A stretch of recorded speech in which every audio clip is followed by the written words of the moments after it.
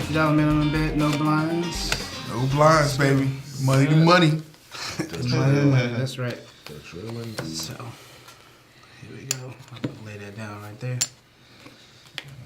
Come on with it. Come on, We man. got winning more. Yeah, there you go. Give me that money. $50. You know, we just gonna go with this right now. We're gonna do it just like you trying to that. do it big. Oh yeah, we're Yeah. doing it Here big. we go again. All right, I'm gonna have to let that go right there. Slide it. But speaking of some things that we've been talking about, recently, and What's the call? what's the call? At least 50. It's 50, I think. At least 50. A lot of us, amateur creatives. Oh, sorry, it's 100. I put 100 in there. Oh, you I'm sorry. So you can take the 50 back. I'm sorry. Okay, there we go. I'm messing my own money up. I'm sorry. What were you saying? Though? A lot of us amateur creators, especially us creatives in general. I say amateurs, but especially amateurs when they're first starting out. They like I just did. I took in the questions and I asked the right questions to see. He asked the right questions to investigate what was going on. Okay. You know what I'm saying? Okay. Preach so on. So he Nice. can know what bets to make. And I already, I had already kind of, taken care of that myself. But, investigation and, it's a very important thing in what we do as creatives and in our field, for our customers. Because a lot of times we have to investigate our customers' needs, essentially.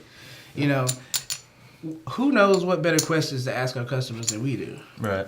You know what I mean? A lot of the times, that's what they're paying us for. They're paying us to ask the right questions, to investigate what they need most for whatever, job they're hiring you for, whether it be a wedding or, if, like in my facility, what types of technology they need to make their presentations the best presentations they can be. True. And I think, amateurs need to, very much concentrate on learning how to ask the right questions to get, to get what they need to get what the customer needs. It's really more about the needs of your client.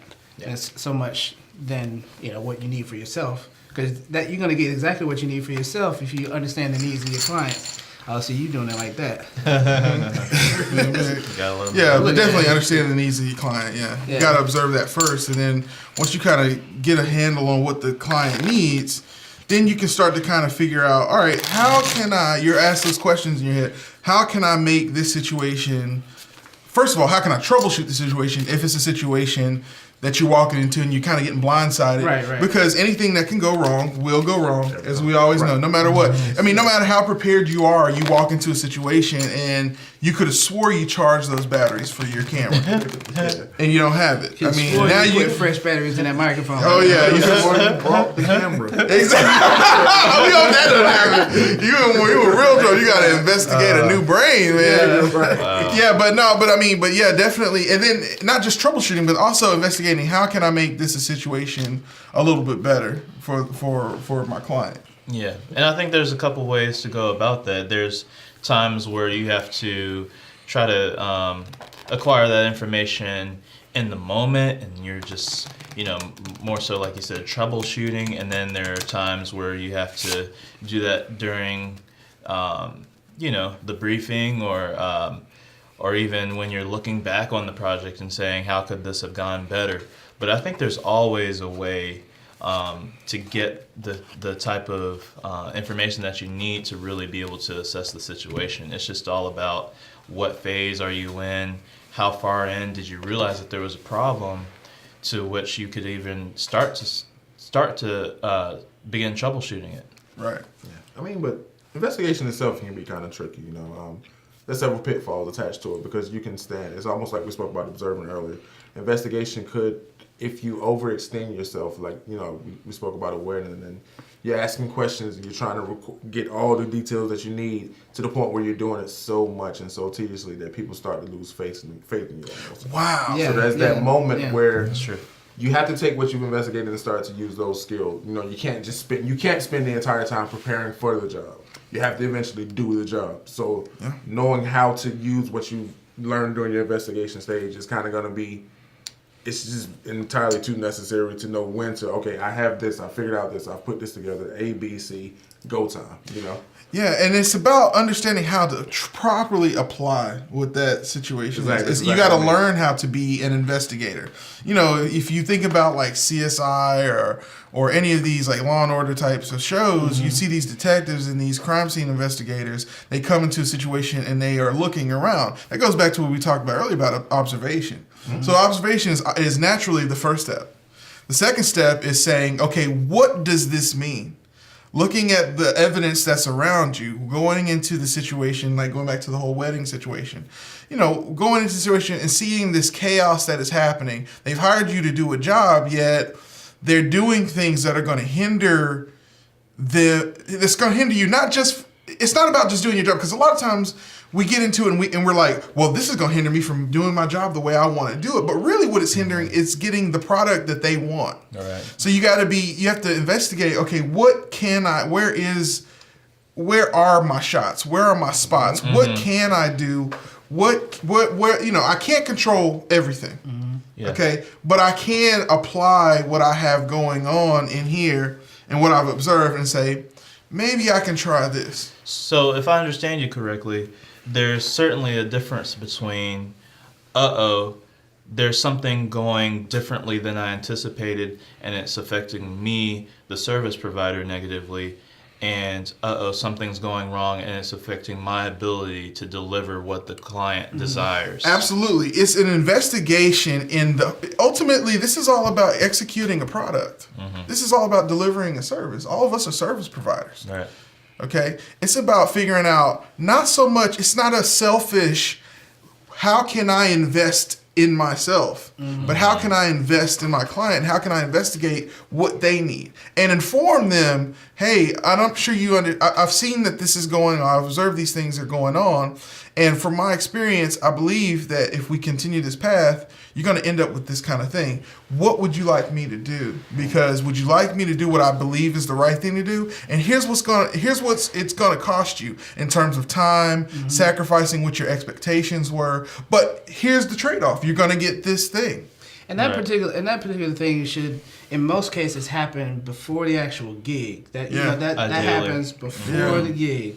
You know, you're telling the customer that you're giving the customer the best advice you can give them. You know, Right. by asking all the right questions and also going back to what you said. I think you said about setting up your shots. Yeah. I mean, all of that is part of the investigation process. Yeah, absolutely. Because you have to go and scout your location and investigate, you know, the best place to set up this camera, set up that camera, you know, or, scout your location to see what's the best place to set up your AV setup. If you're doing an AV setup for something, you know, best place to set up your soundboard, whatnot. So you're not impeding upon, you know, the event or whatever it is that you're trying to accomplish. I mean, and just a quick point, like I think all of us know, there's nothing like that feeling of, I mean, there's showing up on the day of the job, knowing what you have to do, and it's like, okay, I can make this work.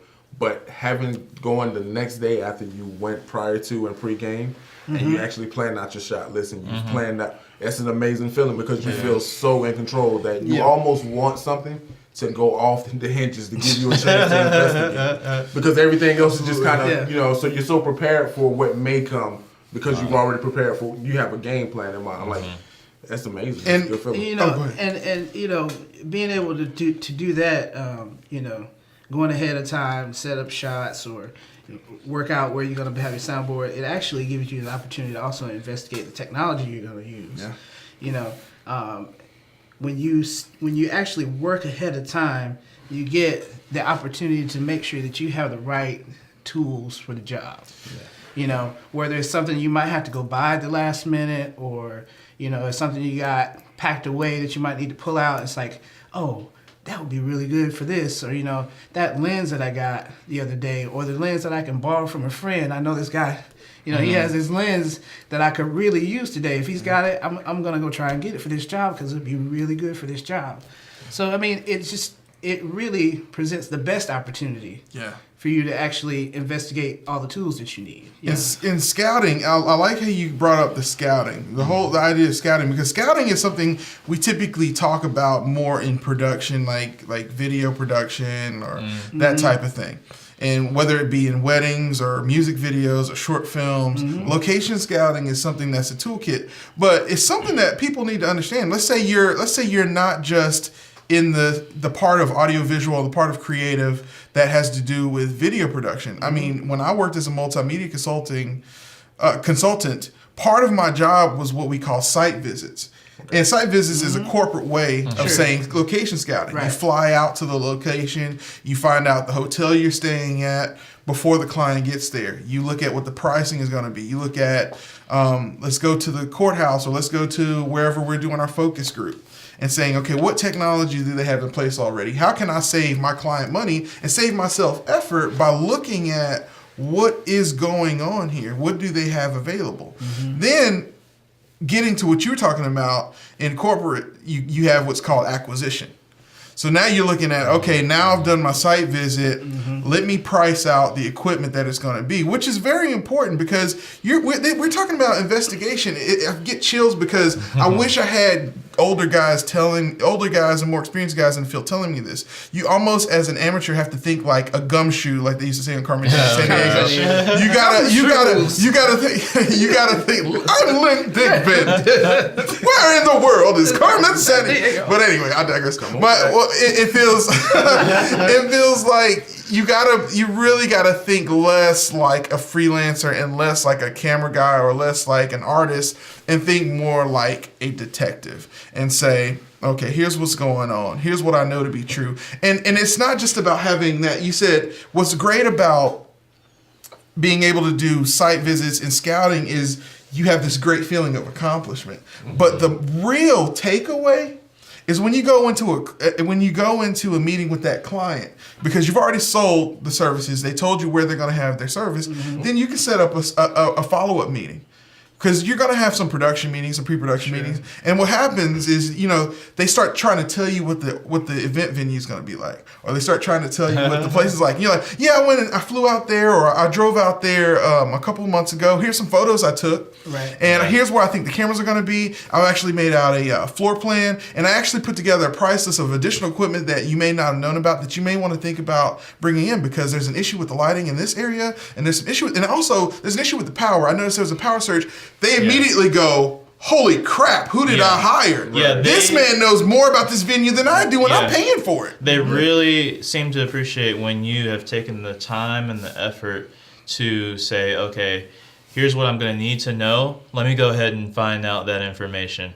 When you do that information gathering efforts on the front end, instead of in the midst of the production or in the midst of the project even, that speaks volumes. And there's been times where I failed to do that, and I wish I had just taken a little extra time in the midst of whatever.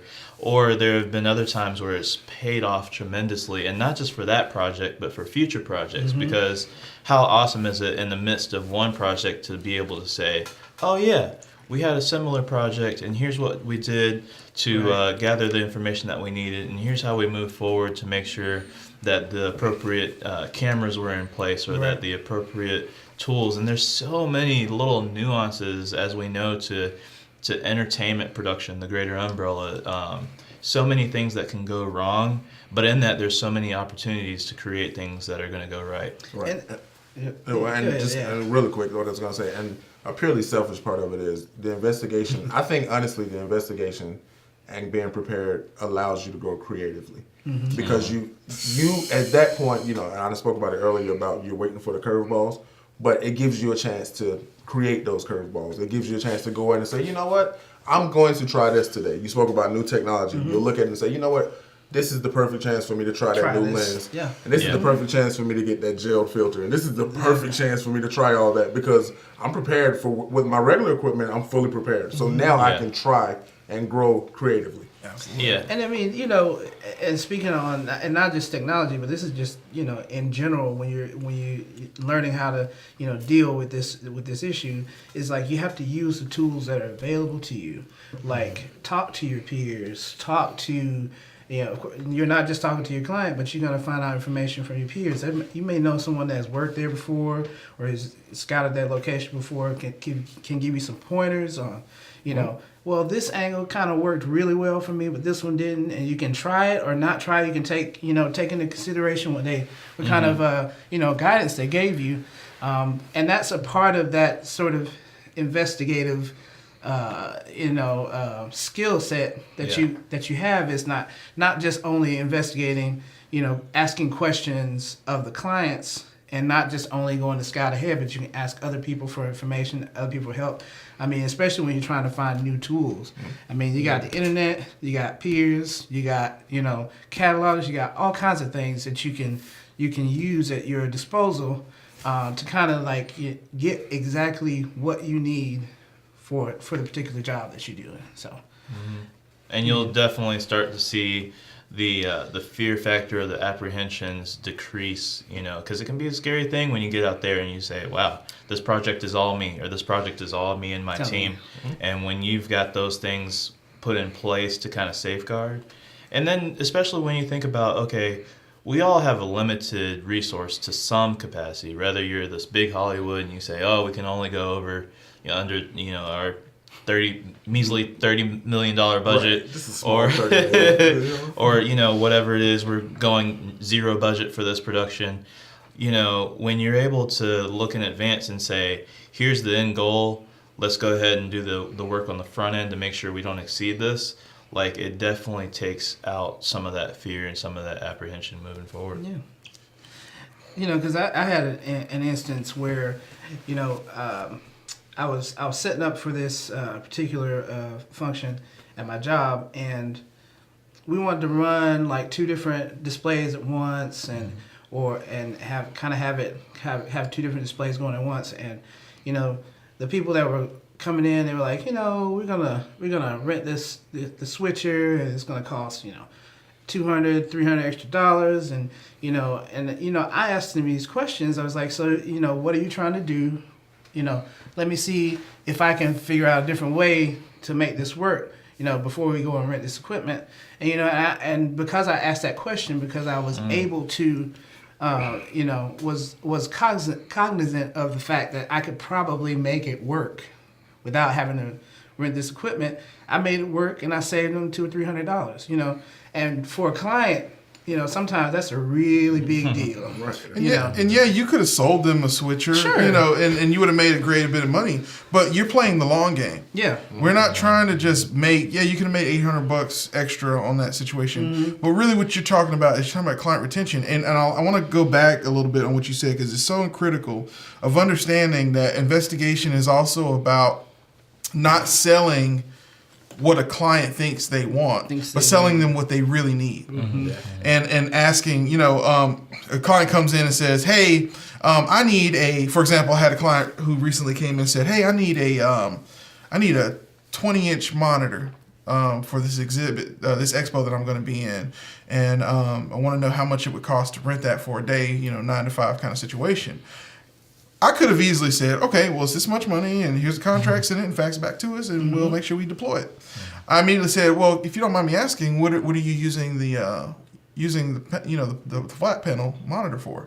It's like, well, I'm displaying new software to potential clients. I said, in an expo where they're just going to be kind of walking by your booth. I said, yeah. I said, do you want to catch their attention to get them to stop? He said, yeah. I said, you need a bigger monitor. For sure. Yeah. And he was like, well, I hadn't thought about that. He literally said, and all I was thinking about was my table space. I said, well, if you get like a 32-inch, we'll make sure we put it on a push cart that's like that. And just between me and you, we really don't even carry 32 inches, even though we sell them. But, we might be able to upgrade you on that. Yeah. And so being able to look in a situation and say, what can I do to help? What can I do to bring the best possible experience? Not sell a contract, but impart some sort of experience. Because when you take technology and you marry that with emotion, you create experiences, and people will come back to you over and over again to experience new things. And you know what I want to experience? Taking more of y'all's money. So let's get it going. Not gonna happen. No, it's about to Bet it's happen. on you, sir. It's on me? Bet it's on you. Oh, it's about to happen. Let's do it. Let's make it happen, Oh, Gavin. see, he's already. That's not even on time. There you go. Come on, you. Nah, I'm waiting. There you go. All right. Bet it's on you. Bet it's on me. Do it. Come on with it. Fold and y'all can play that out Like yourself. that. Man. Got it. Wants to take all of my money. Gosh, wow. Plan it out yourself. Yep, do that. Oh, that's it. That's it. All right. Hey, look. A little bit counts, man. A little bit. Every little bit.